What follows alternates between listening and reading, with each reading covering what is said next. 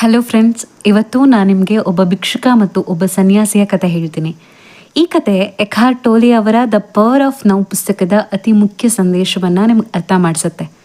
ಒಬ್ಬ ಭಿಕ್ಷುಕ ಸುಮಾರು 30 ವರ್ಷಗಳಿಂದ ರಸ್ತೆಯ ಪಕ್ಕದಲ್ಲಿ ಒಂದು ಹಳೆಯ ಕಬ್ಬಿಣದ ಪೆಟ್ಟಿಗೆಯ ಮೇಲೆ ಕುಳಿತು ಭಿಕ್ಷೆ ಬೇಡ್ತಾ ಇರ್ತಾನೆ.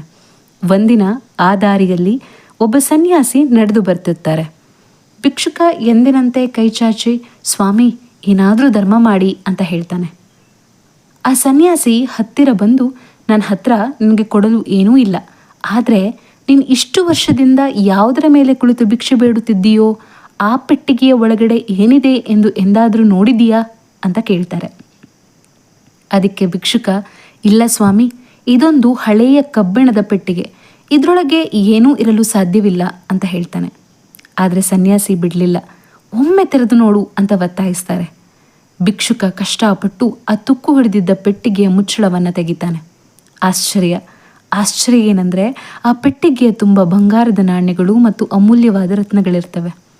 30 ವರ್ಷಗಳಿಂದ ಆತ ಬಂಗಾರದ ಮೇಲೇ ಕುಳಿತಿದ್ರು ಹೊರಗಿನವರ ಹತ್ತಿರ ಭಿಕ್ಷೆ ಬೇಡ್ತಾ ಇದ್ದ. ಈ ಕಥೆಯಲ್ಲಿರುವ ಭಿಕ್ಷುಕ ಬೇರೆ ಯಾರೂ ಅಲ್ಲ, ಅದು ನಾವೆಲ್ಲರೂ ನಮ್ಮೊಳಗೆ ಶಾಂತಿ ಮತ್ತು ಆನಂದದ ನಿಧಿಯನ್ನು ಇಟ್ಕೊಂಡಿದ್ದೇವೆ. ಆದರೆ ನಾವು ಏನು ಮಾಡ್ತಿದ್ದೇವೆ?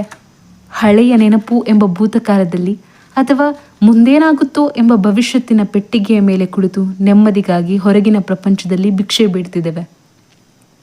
ದ ಪವರ್ ಆಫ್ ನೌ ನಮ್ಗೆ ಹೇಳೋದು ಇದನ್ನೇ.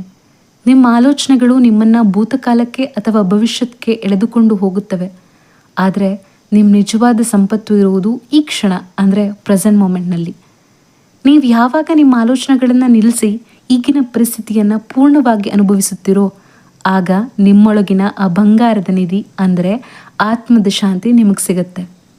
ಫ್ರೆಂಡ್ಸ್, ಹೊರಗಿನ ಪ್ರಪಂಚದಲ್ಲಿ ಸುಖ ಹುಡುಕೋದನ್ನು ನಿಲ್ಲಿಸಿ ಆ ಕ್ಷಣದ ಶಕ್ತಿಯನ್ನು ಗುರುತಿಸಿ.